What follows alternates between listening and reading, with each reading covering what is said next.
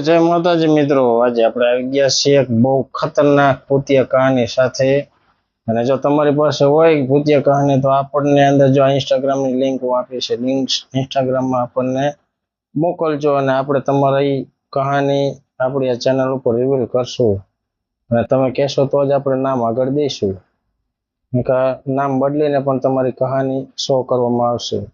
તો આપણે જાજી વાર નહીં લગાડીએ ને આપણે જલ્દીથી જલ્દી, કેમ કે કહાની બહુ લાંબી છે એટલે આપણે જલ્દીથી જલ્દી કહાનીની શરૂઆત કરીશું। તો વાત છે 1996ની, કે ત્યારે સંજયભાઈના હજી નવા લગ્ન થયા હતા અને પહેલાના સમયમાં તો આપણને ખબર છે કે સાયકલનું મહત્વ બહુ વધારે હતું, આવવા જવા માટે સાયકલનો જ ઉપયોગ કરવામાં આવતો।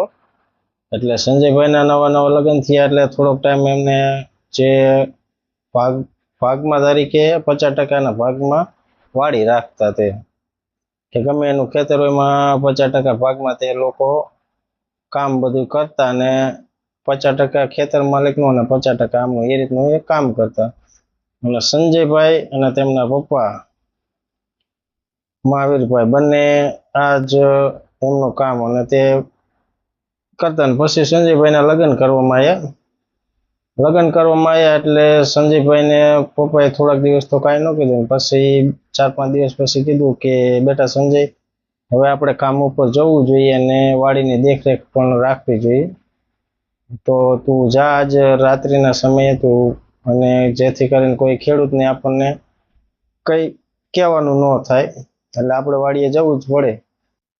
પછી સંજયભાઈએ કીધું કે સારું પપ્પા, હું જઈશ આજ રાતથી, હું દરરોજ ટાઈમ ટુ ટાઈમ આપણે કામે જે કરતા તે રીતે હું કામે પહોંચી જઈશ।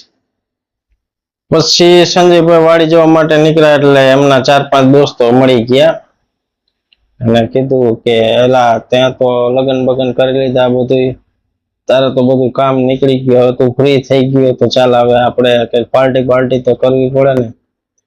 સંજયભાઈને થોડોક શરાબી ટાઈપનો કહી શકાય, કે સંજયભાઈને થોડોક એવા લક્ષણ ખરા।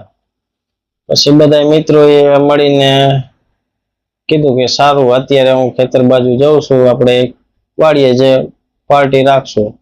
પછી બધા મિત્રો મળીને વાડીએ પાર્ટી કરી અને 2 દિવસ હતો ત્યાં બધા મિત્રો પોતપોતાના ઘરે જતા રહ્યા અને પાર્ટી કરી।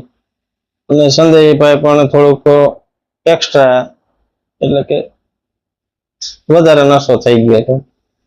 પછી રાત્રિનો સમય હતો અને સંજયભાઈ પોતાના ખેતરેથી સાયકલ લઈ અને ધીમે ધીમે નીકળ્યા। અને સંજયભાઈ એક એવો માણસ હતો જે ભૂત પ્રેતમાં તે માનતા જ નતા, કે આવી કોઈ વસ્તુ હોતી જ નથી। પછી સંજયભાઈ નીકળ્યા એટલે ત્યાં થોડાક આગળ જાય એટલે એક ગામના રસ્તા વચ્ચે એક નાલું આવતું। પહેલાના સમયમાં નાલા તો આપણે જોઈએ જ હતા કે અંગ્રેજ સમય વખતના નાલા જે હતા તે જૂનું બાંધકામ હતું, તેના નીચેથી નદી પસાર થતી હોય ને નાના એવા નાલા કહી શકાય।